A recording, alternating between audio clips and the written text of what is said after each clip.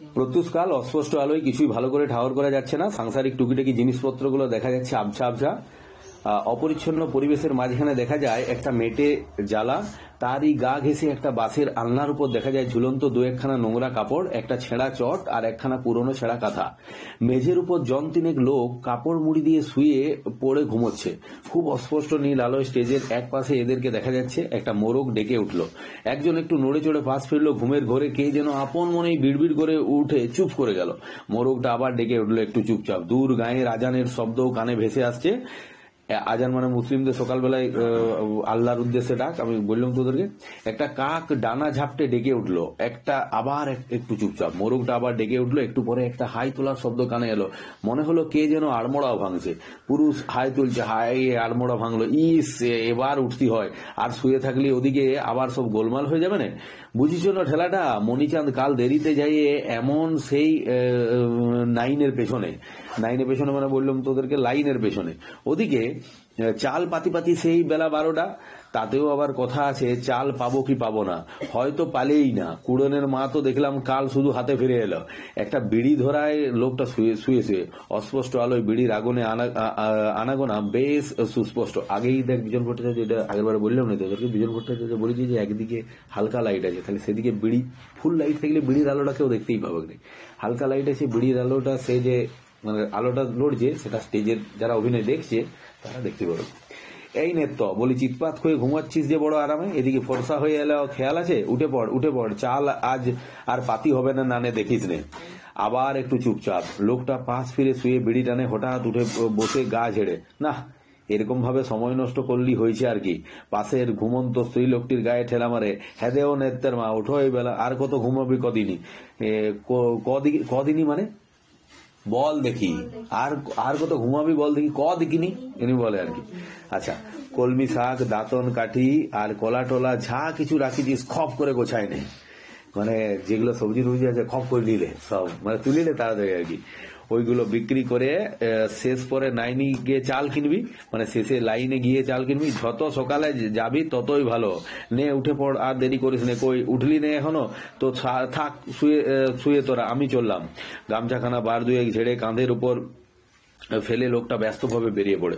একটু পরে উঠে বসে নেত্তার গায়ে ঠেলা মেরে বলে, নেত্তার মা, নিতু, ও বাবা নেত্য, মানে তোরা জানিস যে একজন অনেক ধরনের ডাক নাম থাকে। আচ্ছা, নে উঠে পড় বাবা, এই বেলা। একটা মোরগ ডেকে উঠলো দূরে। একটা কুকুর ডাকছে শোনা যায়। নেত্য আড়মোড়া ভেঙে উঠে বসে, মানে গা মুড়ে পর কর্মতে এরকম ওটা করতে ভালো লাগে। আচ্ছা, উঠে বসে, কি হয়েছে কি সকালবেলায়? আচ্ছা তাল হয়েছে রোজ সকালে, একটু ঘুমানোর জন্য কি এক নাইনের তাল হয়েছে। ও আপনার ঘুমাচ্ছিল, ও বলছে তাল হয়েছে, মানে বলছে যে সকালবেলায় একটু ভালো করে ঘুমাতে পারবো না, প্রতিদিন ওটা কি লাইন দিতে হবে ঘুম থেকে উঠে করাচ্ছে আর কি। নেতার মা, ঘুমোস না বাবা, ঘুমোস না, দুবেলা ঘুমোস না, এখন চল নে উঠে পড়ে খপ কর। বলছি ঘুমাবি দুবেলা ঘুমাবি, এখন তো উঠে পড়। দুপুর বেলা ঘুমাবি, সরি আমি দুবেলা পড়লাম। আচ্ছা, নেতার মা তাড়াতাড়ি ওর বাজারের সওদাগুলো একটা ঝুড়িতে গোটো করে আনে। কলমি শাকগুলোর উপর নেতার মা বার দুয়েক জলের ছিটে দিয়ে দেয়। তারপর ছেলেকে নিয়ে দ্রুত পদে বেরিয়ে যায়। তৃতীয় দৃশ্য, আমি প্রথম দৃশ্যটা দেখ তোদেরকে বলেছিলাম দিন আনা দিন খাওয়া, ব্যাকেটে লিখে রাখবি। দ্বিতীয় দৃশ্য লেখ কৃষক পরিবার। মানে প্রথম দৃশ্যটাই আমরা কাদের অভাব দেখলাম বল? প্রথম দৃশ্যটাই আমরা অভাব দেখলাম দিন আনা দিন খাওয়া মানুষগুলো, আর এটা কৃষক পরিবার। দেখ, আমি প্রথমেই তোদেরকে বললাম যে বিজন ভট্টাচার্য সমাজে সর্বস্তরের মানুষের অভাবটা বলিছে। তোদের তো দ্বিতীয়বার মনেই হবে যে কৃষক পরিবারের অভাব কি করে হতে পারে? ও তো নিজে উৎপাদন করছে। কিন্তু আগেই আমি বলেছি, চালটা উৎপাদন করলে ডালটা তো কিনতে হবে, তো সেটার জন্য চালটা বিক্রি করতে হবে। আর বড় ব্যবসাদার জমাদাররা কি করছে? ব্ল্যাক মার্কেটিং করে পর কৃত্রিম সংকট সৃষ্টি করে দিচ্ছে, বুঝেছিস?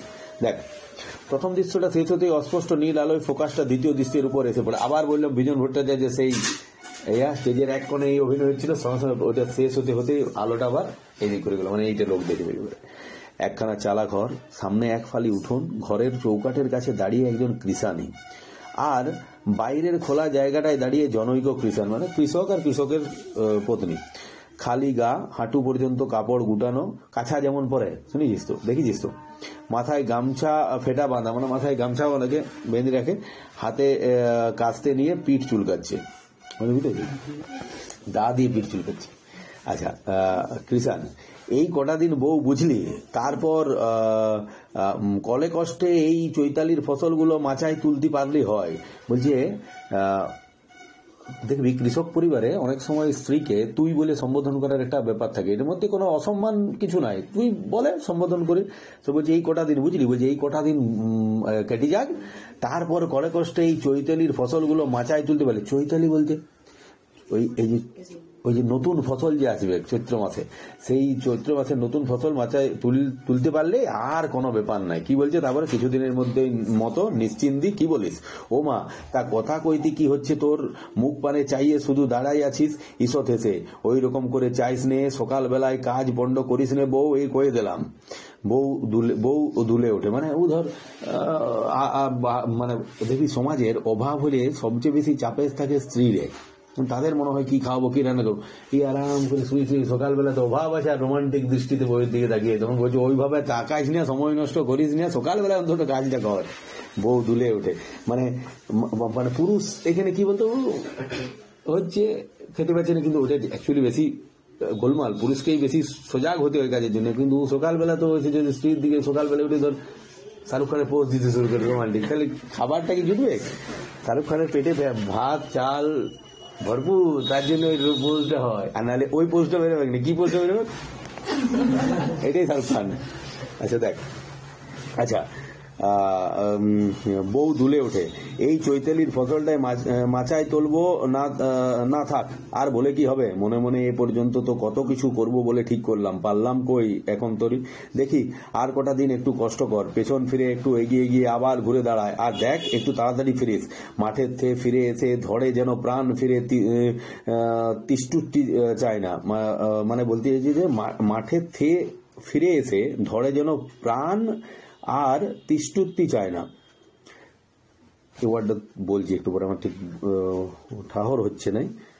মাঠের থেকে ফিরে এসে ধরে যেন প্রাণ আর তিষ্টুত্তি চায় না, না না না না না, মাঠ এই মাত্র মাঠ থেকে ফিরে এসে মন্ডল নিধি ফিরে এসে এই মাত্র মাঠ থেকে ফিরে এসে হড়বড় করে এসে পর প্রাণটা যেন চুড়াচ্ছে না, শান্তি পাচ্ছে না, এটা বলাচ্ছে। দেখ তুই আসবি সেই দুটোই, তারপর রাঁধবি, তারপর খাবো, একটু তাড়াতাড়ি ফিরিস, কেষ্টর মার সঙ্গে সকাল সকাল গিয়ে নাইনির একেবারে প্রথমে দাঁড়াতে পারিস নে। বাইরে একটা গরু হামলে উঠলো, কৃষাণ গরুকে লক্ষ্য করে বলে, এটা আবার নির্দেশ কার বল দেখি, এই বিজন ভট্টাচার্য যে বাইরে একটা গরুর ডাক এই সময় শোনা যাবে। আচ্ছা কৃষক পরিবার বলছিস, বাইরে গরুর ডাক না শোনা গেলে কি মানে জাস্টিফাই হলে যে কৃষক পরিবার বলে পড়ে? দেখ আরে রও যায় মাঠে যাওয়ার জন্য, ওই যে কেজিএফ সিনেমা, ধর কেজিএফ সিনেমা কয়লা খনিতে ঘুরে বেড়াচ্ছে আর চকচকে সাদা ড্রেস, ওটা মানিছে? ওটা তুই যদি কোনো কয়লা হাতও না দিস তবু তো জামাটা নোংরা হয়ে যায়, হয় না? হয় না? ভাবি দেখ ও সাদা ধবধবে ড্রেস, সাদা ধবধবে আছে, সবচেয়ে চরম অবাস্তব সিনেমাটোগ্রাফি। আচ্ছা আরে রও যায় মাঠে যাওয়ার জন্য একেবারে পাগল হয়ে উঠেছে এর মধ্যে বইয়ের প্রতি, তা ওই কথাগুলো বুঝলি? কেষ্টর মার সঙ্গে আগে ভাগে গে নাইনি একেবারে যে প্রথমে দাঁড়াবি, বলছি একেবারে কেষ্টর মায়ের সঙ্গে যে লাইনের প্রথমে দাঁড়াবি, একটু হেসে ফের আবার এরকম করে তাকাচ্ছিস, ও আবার শাহরুখ খান হয়ে গেছে, তখন বলছে আবার ওরকম করে তাকাচ্ছিস, কাজ কর, ঠিক আছে প্রস্থানে। আজ স্ত্রী এখানে লজ্জা পেয়েও বলছে, বিরক্তির সময়ও বলছে আর কি। দেখ এবারে চলে কৃষক পরিবারের একটা সেই অভাব, সকালবেলা থেকে চাল সংগ্রহের একটা মানে কি বলবো জীবন সংগ্রাম। তারপরে চলে তৃতীয় দৃশ্য, এখানে লেখ শ্রমিকদের অভাব, শ্রমিকদের অভাব।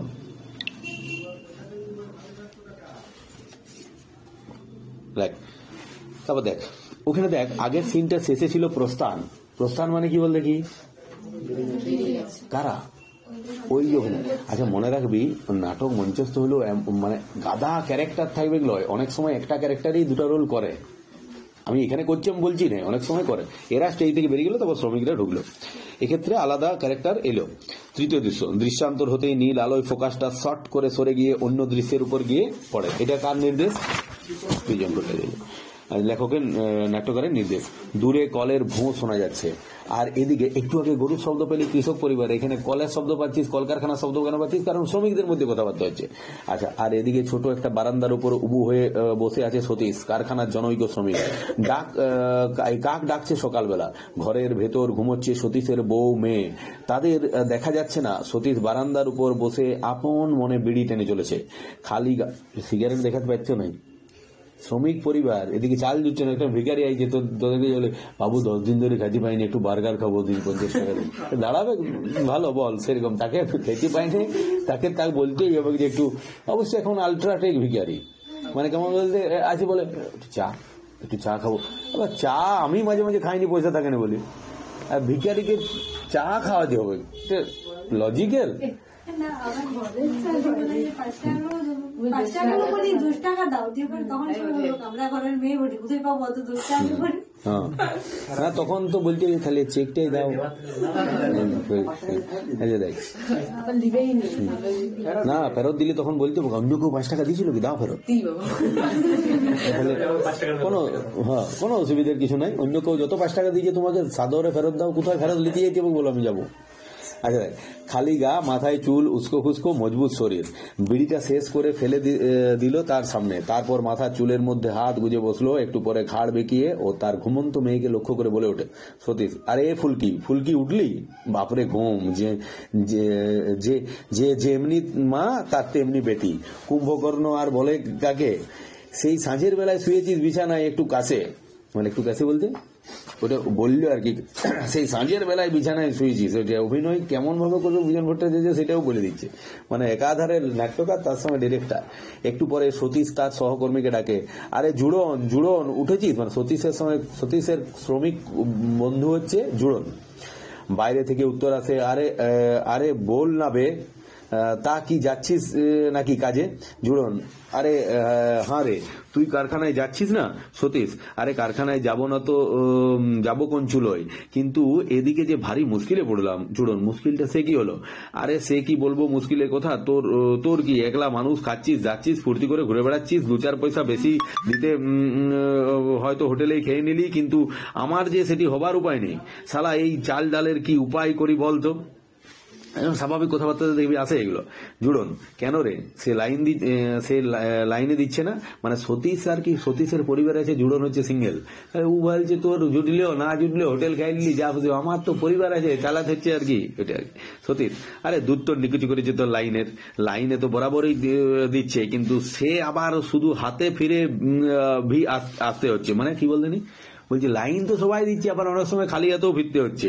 কাল সারাটা দিন দাঁড়িয়ে দাঁড়িয়ে ফুলকি আর ওর মা তো শুধু হাতে ফিরে এসেছে।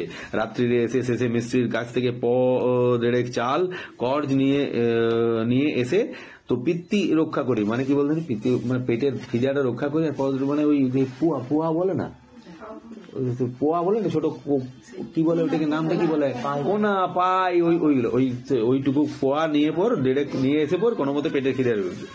যেমন হয়েছে শালা কোম্পানি, 3 মাস হলো রোজই চাল ডাল দিচ্ছে, শালা কি করতে ইচ্ছে করে বলতো? কোম্পানি বহুদিন ধরে বলছে চাল ডাল দিবে, কিন্তু পাচ্ছে না। রিজনটা দেখ, এরপরে আছে, রিজনটা দেখলে বুঝতে পারবি। জুড়ন, তুই বুঝি কোম্পানির ভরসা করে আছিস, তাহলেই সে হয়েছে। সতীশ, কেন বলতো? তুই বলছিস কি কোম্পানির ভরসা করব না, দোকানের ভরসা করব না, সে গাঁটের পয়সায় ভরসা করব না, তো কাকে ভরসা করি বল? বলছে আমার গাঁটের নিজের পয়সাটা তো কোম্পানি রেখেছে, সেইটার থেকে তো আমার দিকে চাল ডাল দিবে, তো সেটার জন্য ভরসা করবো না, তো কার উপর ভরসা করবো? শালা কারবারে ঘেন্না ধরিয়ে দিল হঠাৎ উত্তেজিত হয়ে। এই ফুলকি, আরে নিকুচি করলো তোদের ঘুমের, বলি তোদের ঘুমের জন্য কি কারখানার গেট খোলা থাকবে নাকি? সেই কবে থেকে ডাকছি, বলছি কি আছে যে দুটো খেয়ে বেরিয়ে পড়ি, যে ঠেলতে হবে তো আবার ঘানি সারাদিন মান। ফুসে ওঠে ওর বউ খিরি, তার বউয়ের নাম খিরি। ঠেলতে হবে না তা মেয়ে মানুষ কি করবে শুনি? নিজে হাতে করে আনলে তো কাল 1.5 পো চাল কর্জ করে, তার ভেতরে 1 পো চালের ভাত তো নিজেই খেলে। এখন সকালবেলায় তোমায় পিন্ডি জোগায় কোত্থেকে বলো তো? থমকে চেঁচাচ্ছে ভোরবেলা, মানে স্বাভাবিকভাবে কি বলছি বলতে, সরি খামোকা চেঁচাচ্ছে ভোরবেলা, স্বাভাবিকভাবে কেন বললেন? পুরুষ মানুষের তো খাবার চাল আনার কথা, সে নিচে 1.5 পো বলছে, আগে তিনি একটা খাইলি পুরো এক ভর্তি 1 থালা খাইছে, সকালবেলায় পাবোটা কোথায় যে আমি উঠে পর রান্না করবো? সতীশ, মানে এখানে ওই জন্যই ও রিল্যাক্স হয়ে ঘুমাচ্ছে, কিছু নাই রান্না করে। আচ্ছা সতীশ, ও খামোকা চেঁচাচ্ছি দেখলি তুই, তোর খিদি আজকাল বড় টেকটেকানি কথা হয়েছে তোর, সে মুখের সাজা কিন্তু আমি একদিন আচ্ছা করে দিয়ে দেবো।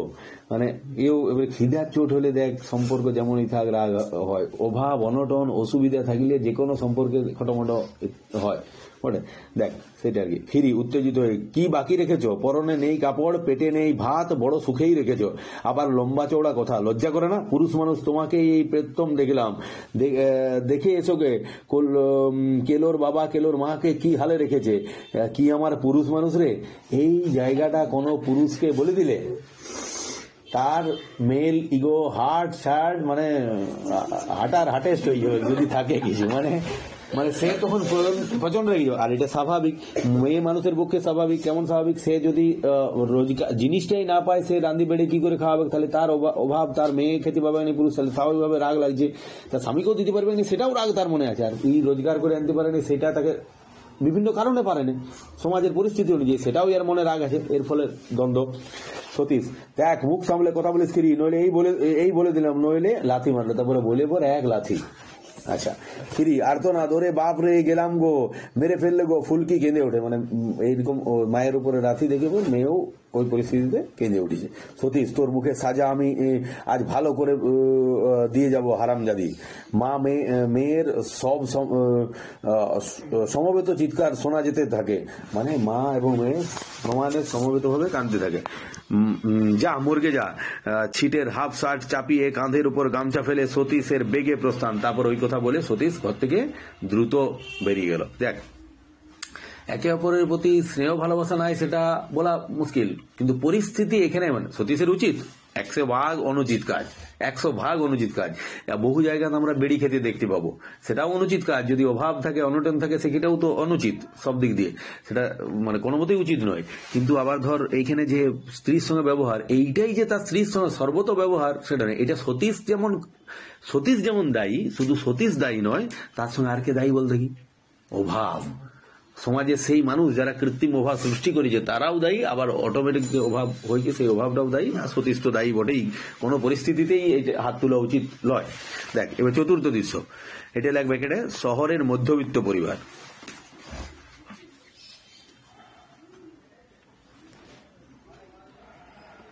শহরের মধ্যে তোদেরকে শুরুতে আমি বলছিলাম যে দিন আনা দিন খাওয়াদের লোকের অভাব হতে পারে, শ্রমিকদের অভাব হতেই পারে, তোর মধ্যবিত্ত পরিবারের অভাব। এটা একটু কেমন, কারণ মধ্যবিত্ত মানে চাকরিজীবী, কিন্তু আমি এটার পেছনে মূল কারণ তোদেরকে আগেই বলে দিয়েছি। কি বলেছি বল? উৎপাদন আর ব্ল্যাক মার্কেটিং। জমায় রেখে দিলে কোথায় আর পাবি বল? নীল আলোয় ফোকাসটা এবার আর একটু উজ্জ্বল হয়ে মনে হয়, শর্ট করে ফোকাসটা দৃষ্টান্তরের উপর গিয়ে পড়ে। আবার একই জিনিস বিজন ভট্টাচার্য নির্দেশ দিচ্ছে যে এরপরে অন্যদিকে আলোটার ফোকাস গেল। মধ্যবিত্ত পরিবার, একটুখানি পরিচ্ছন্ন সুস্থ পরিবেশ, অন্তঃপুরের দৃশ্য।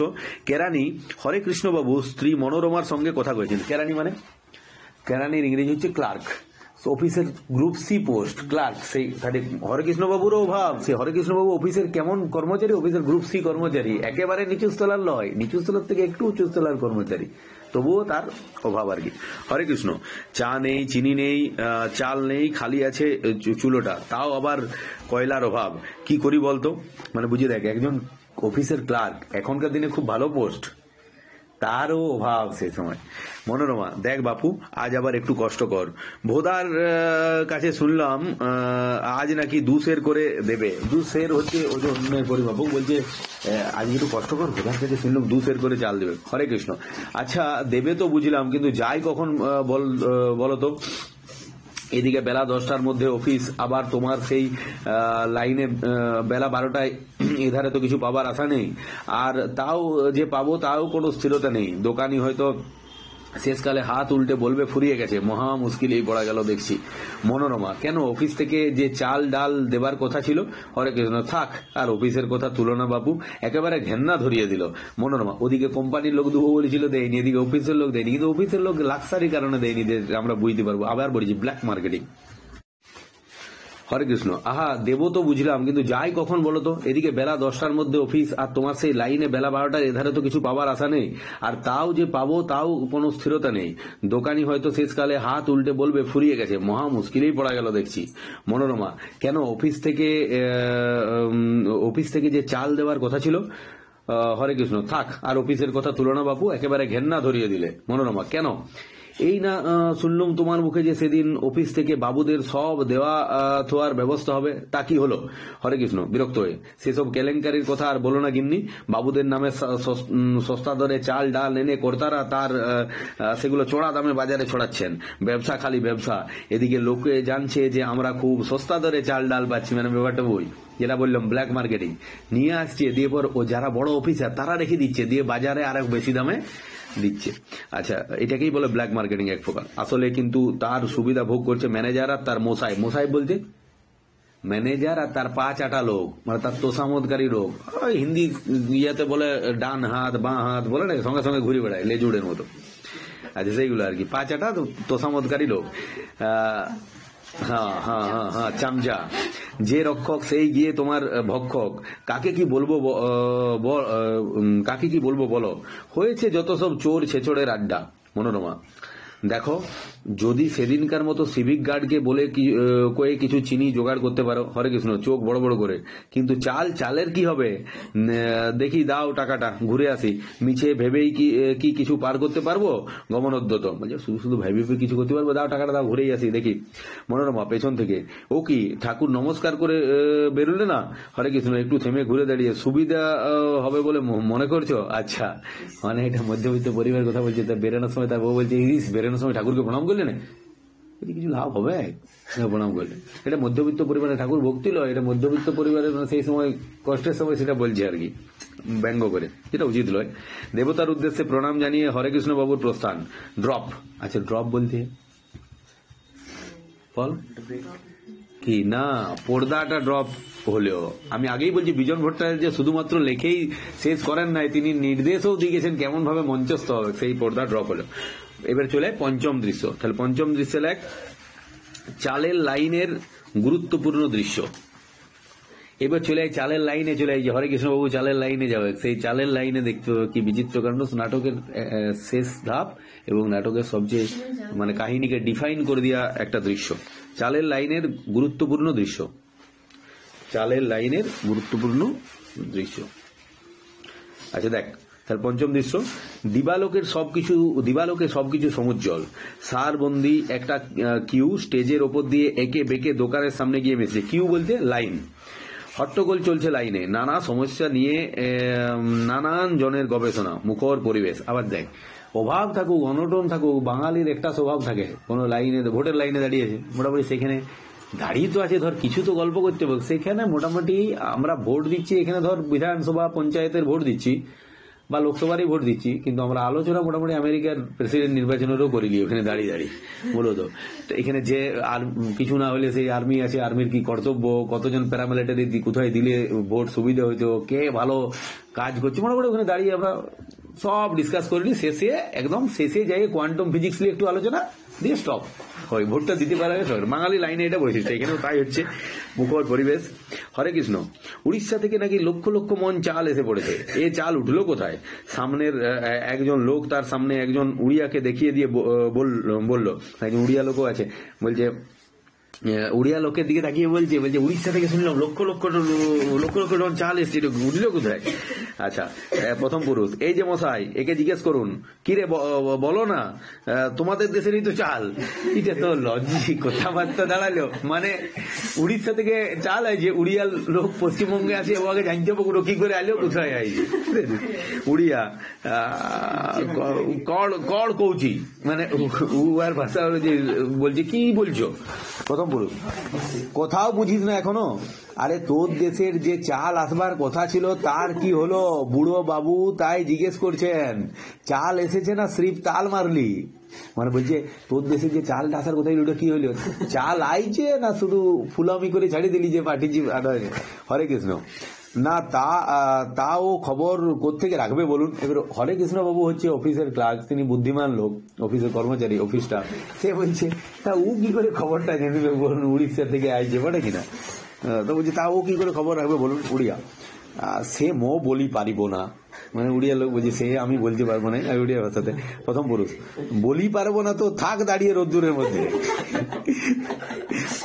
বেশ তো থাকতিস বাবা দেশ ঘরে, কেন খামোখা মরতে এলি? বলছি বলতে পারবি না তো এখানে রোদে দাঁড়িয়ে থাক, বেশ তো উড়িষ্যাতে আরাম করে থাকতিস, ওখানে অভাব নাই, তো এখানে আলি কেন মরছে? উড়িয়া হেসে, চাউর তো পোয়া যাচ্ছে না বাবু, চাল তো পাওয়া যাচ্ছে না বাবু, চাউল মানে চাল।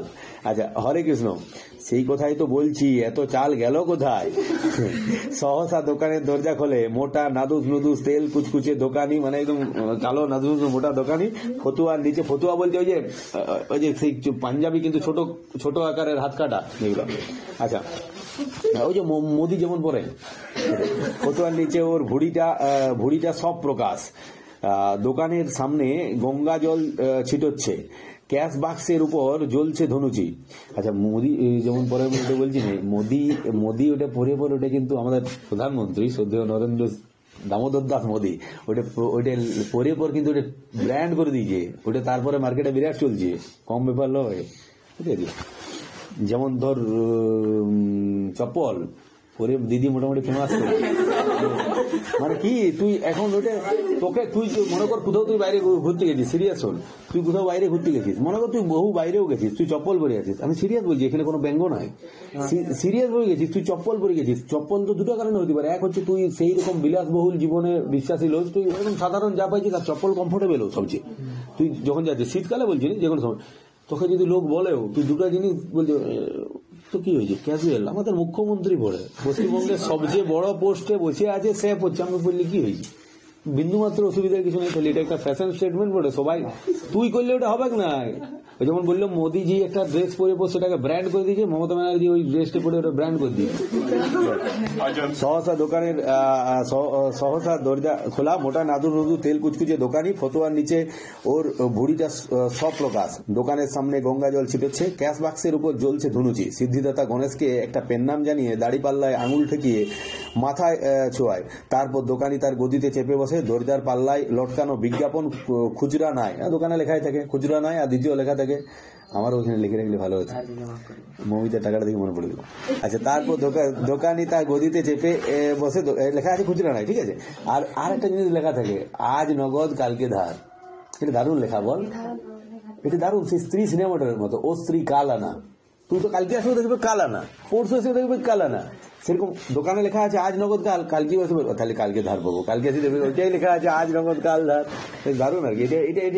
এটা তোর কি বলবো, এটা ফিজিক্সের টাইম লুপের একটা মারাত্মক দারুণ লুপ টাইম লয়, প্রতি একটা জিনিসই ঘুরছে, ওই যে ডক্টর স্ট্রেঞ্জ ডোরমামু। আচ্ছা দেখ, খুচরা নাই, সঙ্গে সঙ্গে লাইনে সাড়া পড়ে যায়, সিভিক গার্ড ঘুরে যায় একেবারে লাইনের সামনে দিয়ে। সিভিক গার্ড, এইসব টিকিট আছে তো, নইলে কিন্তু চাল মিলবে না বলে দিচ্ছি। তো সিভিক গার্ড আছে, তার দাদাগিরি শুরু করেছে, এই টিকিট আছে সব, নাহলে চাল পাবে না কিন্তু। হরে কৃষ্ণ, কসের করে দেবে মশাই, হরে কৃষ্ণ সবাই বলছে কসের করে দিবেন মশাই। সিভিক গার্ড, যখন দেবো তখন দেখতেই পাবেন, খুচরো পয়সা সঙ্গে রেখেছেন তো? প্রথম পুরুষ, আমার কাছে কিন্তু টাকা। সিভিক গার্ড, ভাঙিয়ে নিয়ে আসুন মশাই, ও টাকা ফাঁকা চেঞ্জ দেওয়া চলবে না। প্রথম পুরুষ, চলবে না আপনার কোন আইনে লেখা আছে মশাই? সকলের কাছেই যে খুচরো থাকবে এমন কি কোনো কথা ছিল? সিভিক গার্ড, না থাকে তো নেবেন না চাল, ওসব আইনের কথা বলবেন আদালতে গিয়ে, এখানে নয়। হঠাৎ সিভিক গার্ড বউ করে ছুটে গিয়ে একটা লোককে লাইন থেকে হিঁচড়ে টেনে বার করলো। সিভিক গার্ড, বাইরে থেকে এসেই ভেতরে ঢুকে পড়ছে নবাবপুত্তুর, মানে রেগে টেনে বার করে দিলে যাইবে, বুঝতে পারছি ওখানে সে মারাত্মক, ওখানে বিরাট পাওয়ার আর কি। এইখানে সবাই লয়, আবার বলছি 100 জনের মধ্যে আমার পরিচিত বহু সিভিক ভলেন্টিয়ার বন্ধু আছে, মানে তাদের ব্যবহার ছাড়িয়ে বাইরের, মানে আমি সিরিয়াস বলছি, আমার পরিচিত বন্ধু আছে, তারা এমনিতেই বন্ধুদের সঙ্গে খারাপ ব্যবহার করে না, লোকের সঙ্গে কি খারাপ ব্যবহার করি, খুব ভালো। আবার তার মধ্যে এক দুটো আছে নিজেদেরকে এসপি ভাবতে শুরু করে, হঠাৎ করে ভাবে আমি সিভিক লই, আমি সুপারিনটেন্ডেন্ট অফ পুলিশ। আচ্ছা দেখ, তারপর দেখ, কিন্তু অধিকাংশ আমার পরিচিত যতজন আছে আমি কারোকে দুর্ব্যবহার করতে দেখিনি, একদম হলফ করে বলতে পারি, আমি নাম ধরে বলে দিতে পারি, আমার পরিচিত বেশ কয়েকজন আছে। দেখ দ্বিতীয় পুরুষ, আমি তো আগে থেকেই এখানে দাঁড়িয়ে আছি মশাই, জিজ্ঞেস করুন না এই পাশের লোককে। কি মশাই, ছিলাম না আমি এইখানে দাঁড়িয়ে, বলুন তো। তৃতীয় পুরুষ, হ্যাঁ হ্যাঁ এইখানেই দাঁড়িয়েছিল, ছেড়ে দিন ওকে। মানে ও না দেয়নি, ওকে টেনে বার করে দিয়ে হয়েছিল। বলছে আমি তো এখানেই ছিলাম, বলুন, নিরীহভাবে বলছে আর কি। দ্বিতীয় পুরুষ, সেই ভোর 5টা থেকে আমি বলে ঠিক এই জায়গায় দাঁড়িয়ে আছি, আর বলে কিনা ছিলাম না। আচ্ছা তো জুলুম দেখি, কি করি এখন। মানে নিরীহ টাইপের লোক টেনে বার করে দিয়েছে। আমি 5টা থেকে দাঁড়িয়ে আছি, এখানে দাঁড়িয়ে আছি, কেমন জুলুম বলে দেখি, আমি দাঁড়িয়ে আছি এখানে 5টা থেকে। সিভিক গার্ড, কি করি এখন। কেন লাইন ছেড়ে বাইরে যেতে বলেছিল কে, কেন ছেড়েছিলেন লাইন। বলছে বাইরে গেছিলেন কেন লাইন ছেড়ে। আচ্ছা দ্বিতীয় পুরুষ, কি মুশকিল, তারও কৈফিয়ত দিতে হবে নাকি। আরে কেউ কারু তো টয়লেট পাইতেও বলে, লাইনে দাঁড়িয়ে থাকবে। আচ্ছা সিভিক গার্ড, তা হবে না, কোথাকার লোক কোত্থেকে এসে ভিড়ে পড়লো জানতে হবে না, কেন আগে থেকে সেরে আসতে কি হয়েছিল, এই খবরদার। সিভিক গার্ড হঠাৎ আবার অন্যদিকে ছুটে বেরিয়ে গেল, গিয়েই ঝট করে দুস্থ চেয়ারের একটা লোকের গালে ওপর চপেটাঘাত করে বলছে, বুঝি দেখ। সিভিক, এখানে একটা সিগনিফিকেন্ট আছে জিনিসটা বলছি দেখ।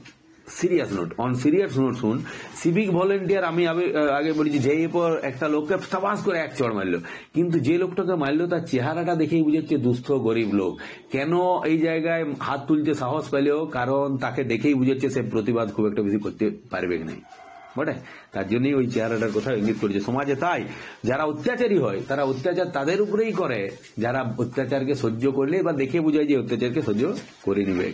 সিভিক গার্ড হঠাৎ আবার অন্যদিকে ছুটে গেল, গিয়ে ঝট করে দুস্থ চেয়ারের একটা লোকের গালের উপর চপেটাঘাত করে বসেছে। সিভিক গার্ড, চালাক পেয়েছো, লুটের মাল না, বারবার ঢুকছে বেরোচ্ছে, মামার বাড়ির আবদার আর কি, কোথায় চাল জমা করছে দেখবে চলো, তোমায় আমি পুলিশে দেবো, দাঁড়াও। চতুর্থ পুরুষ কাচুমাচু মুখ করে, এ কি বলছেন আপনি, লাইন ছেড়ে গেছি আমি, কি আশ্চর্য। সিভিক গার্ড, চুপ। আর আবার নেকা কথা, কিচ্ছু দেখতে পাইনি মনে করছো না। তৃতীয় পুরুষ, কেন বেচারিকে খামোকা মারধর করছেন মশাই, লাইন ছেড়ে ও তো কোথাও যায়নি, এই আমারই সামনে তো ঘন্টা খানেক ধরে লোকটাকে ঠিক এই জায়গায় দাঁড়িয়ে দেখতে পাচ্ছি। ছি এসব কি অত্যাচার। সিভিক গার্ড, নিজের চোখে আপনি মশাই আমায় অবিশ্বাস করতে বলেন। তৃতীয় পুরুষ, হ্যাঁ তাই বলি, নজরটাও কি আপনার এক চোখে, চোখ তো আমাদেরও আছে নাকি। যে ঢুকছে আপনি তাকে ধরতে না পেরে একজন নির্দোষ লোককে খামোকা মারধর করলেন। মুসলমান, ওর কি দোষ আছে মশাই যে আপনি মেরে বসলেন। তৃতীয় পুরুষ, ওহ সিভিক গার্ড হয়েছেন তো একেবারে মাথা কিনে নিয়েছেন। সিভিক গার্ড, মুখ সামলে কথা বলো বলছি। তৃতীয় পুরুষ, কি আপনি মুখ সামলাতে এসেছেন মশাই, চাল নিলে একজন আর আপনি অন্য একজনকে ধরে পিটে দিলেন কেন, এ কোন দিশি শাসন মশাই। চতুর্থ পুরুষ, আমি বাবা কিছুই জানি নেই, সেই সকাল থেকে বলে দাঁড়িয়ে আছি দুটো চালের জন্য। তৃতীয় পুরুষ, লোকে পয়সা দিয়ে চাল নেবে আর আবার ফুটুনি দেখো না, কেন আপনি মিথ্যে ওকে বার করে দিলেন বলুন তো, সেই 5-6 ক্রোশ দূর থেকে এসেছে বেচারি দুটো চালের জন্য, উনি দিলেন তাকে বের করে। সিভিক গার্ড, দোষী কি নির্দোষ সে কৈফিয়ত তো আমি আপনার কাছে দেব না, আপনার যদি দরদ থাকে তো দেবেন না আপনার চালটা ওকে। বলছি আপনার যদি দরদ থাকে আপনি ওকে আপনার চালটা দিবেন, তাহলেই তো হইল। চতুর্থ পুরুষ সিভিক গার্ডকে, দাও না বাবা আমায় লাইনে ঢুকতে, সত্যি বলছি আমি একবারও চাল নেইনি, বিশ্বাস করো বাবা, 3টি প্রাণী 2 দিন অনাহারে আছি বাবা, দয়া করো। সিভিক গার্ড, ওহ গা আমার একেবারে জল করে দিলে রে, যা নেকামি করতে হবে না, যা নিয়েছিস তাই খাগে, যা ভাগ। মানে সিভিক গার্ডের এখানে ধৃষ্টতা দেখ, কথাবার্তা মানে এমন বলছে যেন সে কোনো দয়া করছে আর কি। চতুর্থ পুরুষ আহত হয়ে ক্ষোভে, আমি চাল নেইনি। সিভিক গার্ড, মানে চুপ, ওইটা আর কি। চতুর্থ পুরুষ, ধরটা ওর কাঁপছে, আমি নেইনি চাল, দেখুন মশাই আপনারা সব আমি চাল নেইনি, তবু আমায় চোর বলছে, আমি চোর নই। এই যে দেখ চতুর্থ পুরুষের ব্যাকেটে লেখা আছে ধরটা ওর কাঁপছে, মানে এটা লেখক বলেছে ও পুরো কাঁপছে এরকম ভাবে। আগে আবারও বলেছি দেখে বুঝেইছে যে এই অন্যায় সহ্য করলো তাই ওকে চোরটা মারতে পেরেছে অত সহজে। যদি বুঝতে যে ইয়ারও অথরিটি আছে, এর পাওয়ার আছে, ইও আমার সময় প্রতিবাদ করবে, তাহলে সহজে গায়ে হাত দিতে পারছো না। ওই সেই অন্যায় যে করে, আর অন্যায় যে সহে তব ঘৃণা তাই যেন তৃণ সময় ধরে, মানে অন্যায় যেন সহ্য করতে পারিবে জেনে পরেই তার উপর অন্যায়টা করে দিল আর কি। হরে কৃষ্ণ, আরে বাবা লাইনে ঢুকতে দিচ্ছে না তো যা না গিয়ে আবার পিছনে দাঁড়াগে, চাল পাওয়া নিয়ে তো কথা। হরে কৃষ্ণ কিন্তু এখানে একটা ফালতু কথা বলে বসলো। লাইনে ঢুকতে যা পিছনে গিয়ে দাঁড়া। আসলে হরে কৃষ্ণর এখানে বলার বক্তব্য অন্য ধরনেরও ছিল, তুই তো প্রতিবাদ করতে পারছিস না, তাহলে যা পিছনে গিয়ে দাঁড়া। তৃতীয় পুরুষ, ও খুব যে দরদ দেখি, যান না আপনি গিয়ে 500 লোকের পিছনে দাঁড়ান গিয়ে।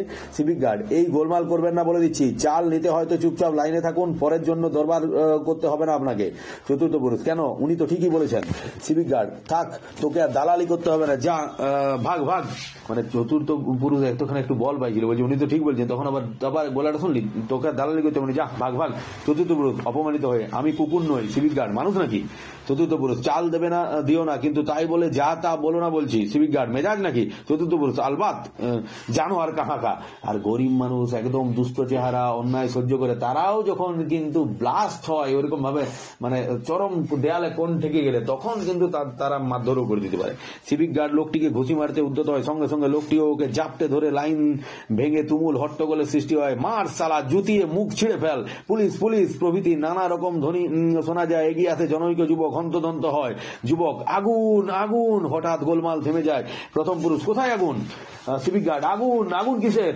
হরে কৃষ্ণ, আগুন আবার লাগলো কোথায় বাবা এর মধ্যে?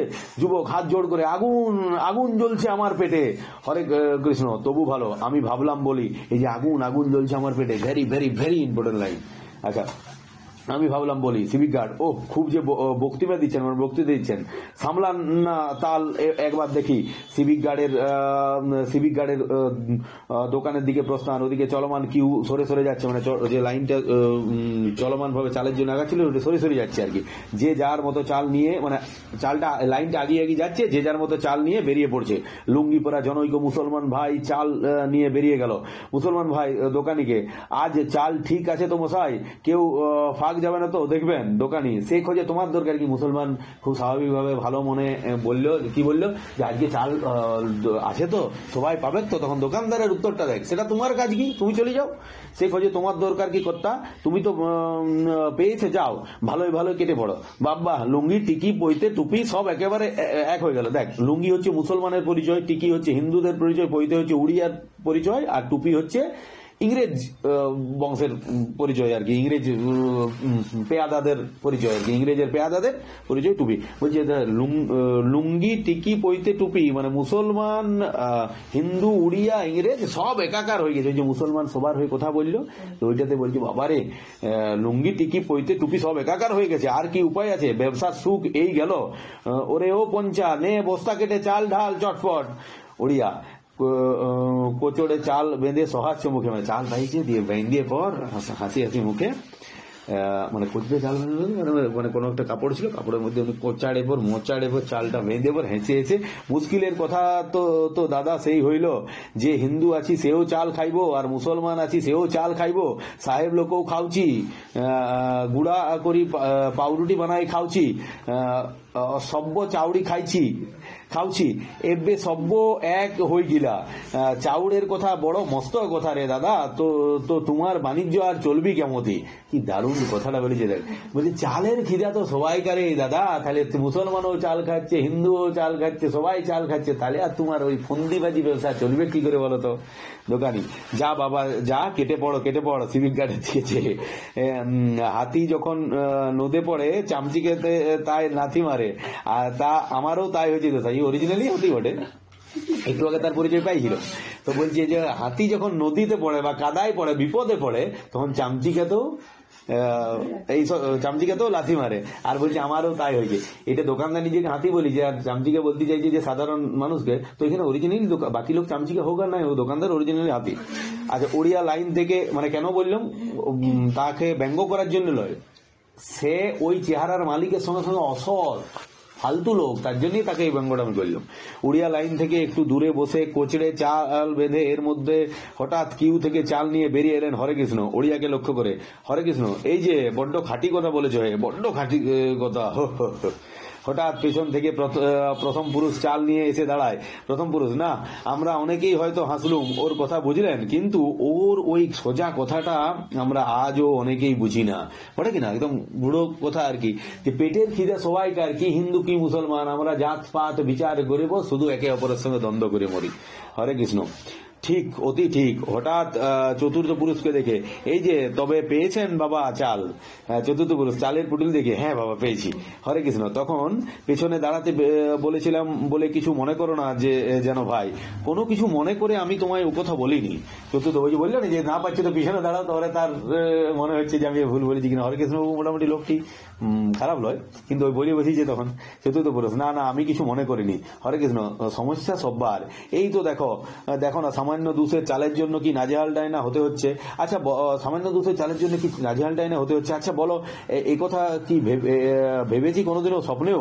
মানে হরে কৃষ্ণ বলছে আমি একজন অফিসের করণিক, একটা পোস্টে আছি, তারপর এইরকম পোস্টে থেকে পরেও কোনোদিন এইরকম মানে ক্লারিক্যাল পোস্টে থেকে পরেও ভেবেছি কি চালের জন্য আমাকে কোথাও দাঁড়াতে হবে? মানে আমি একজন অফিসের পদস্থ ক্লারিক্যাল পোস্ট, তারপরেও চালের লাইনে দাঁড়াতে হচ্ছে, চালের লাইনে হাত জোড় করে দাঁড়াতে হচ্ছে, এটার জন্য কোনোদিন ভেবেছি কি স্বপ্নেও? না না, মানে সে এটা বলতে চাইছে এমন একটা দিন এসছে যে দিনটা তিনি স্বপ্নেও কল্পনা করতে পারেননি, সেই দিনটা তিনি ভাবেননি। না না, কেন আপনি বলছেন ও কথা বারবার? বলছি তো আমি কিছু, সরি এটা দেখে একটু মিস গেল। তা আজ এই কথা ভেবেছি কোনোদিনও স্বপ্নে? তা আজ আর কারো গর্বের কিছু নেই রে দাদা, তাই বলছি কিছু মনে করে আমি তোমায় ও কথা। চতুর্থ পুরুষ আন্তরিক বলছি, আবারও বলতে চাইছি যে আমি কিছু মনে করে ও কথা তোমায় বলিনি। চতুর্থ পুরুষ আন্তরিকতায় হরে কৃষ্ণের হাত ধরে, না না কেন আপনি বলছেন ও কথা বারবার? বলছি তো আমি কিছু মনে করিনি। তৃতীয় পুরুষ, আর মনে করাকরিরই বা কেন, যথেষ্ট তো হয়েছে, এখন বাঁচতে হবে, বাঁচতে হলে মিলেমিশে থাকতে হবে, ব্যাস। হরে কৃষ্ণ বিজ্ঞের মতো মাথা নেড়ে, এই বুঝটাই এখন দরকার। বিজ্ঞ এই বুঝাটাই সবাইকার দরকার, সত্য কথাই বলছি। তৃতীয় পুরুষ, তাছাড়া উপায় নেই, কোনো উপায় নেই। এটা সেই আমাদের সেই লাইন মনে পড়ে যাচ্ছে, যখন অভাব অনটন সংকট চলে আসে। কেউ লাইন আগের ক্লাসের, হ্যাঁ আয় আরো বেঁধে বেঁধে থাকি, বুঝতে পারছিস? United we stand, divided we fall. আচ্ছা, তৃতীয় পুরুষ, তাছাড়া উপায় নেই, কোনো উপায় নেই। ঘাট নাড়তে নাড়তে হরে কৃষ্ণ। তৃতীয় চতুর্থ পুরুষ এবং উড়িয়ার প্রস্থান। এদিকে চলমান কিউ সরে সরে চলেছে, একজনের পর আরেকজন চাল নিয়ে বেরিয়ে যাচ্ছে। লাইনটা ক্রমশ নিষ্প্রভ হয়ে আসছে, মানে লাইনটা ক্রমশ মানে হট্টগোল কম, ধীরে ধীরে ছোট হয়ে আসছে, কারণ সবাই ধীরে ধীরে চাল নিয়ে বেরোচ্ছে। তারপরে কি লিখেছে যে লাইনও কমছে, মানে সবাই চাল পাচ্ছে। ড্রপ বলতে পর্দা নামলো, নাটকটা শেষ হলো। দেখ তাহলে পুরো নাটকটাই তুই যদি দেখিস, ভালো করে লক্ষ্য করিস, বিজন ভট্টাচার্য শুধুমাত্র নাটক লিখেছেন তা নয়, নাটক লিখার সঙ্গে সঙ্গে স্টেজে কিভাবে অভিনয় হবে সেটাও তিনি নির্দেশ করে দিলেন, যেটা বিজন ভট্টাচার্যের বিরাট বড় গুণ। তোদেরকে আমি আবারও বললাম, বিখ্যাত নাটক অন্ন চাই প্রাণ চাই যদি দেখিস, সেখানে আরো স্পষ্টভাবে বিরাজমান, যেমন ভাবে আগুন আছে, আগুনের থেকেও স্পষ্টভাবে ওখানে বিরাজমান বিজন ভট্টাচার্য। এটা নাট্য প্রতিভা আর কি। ঠিক আছে, দেখ তাহলে নাটকটা এখানে শেষ হলো।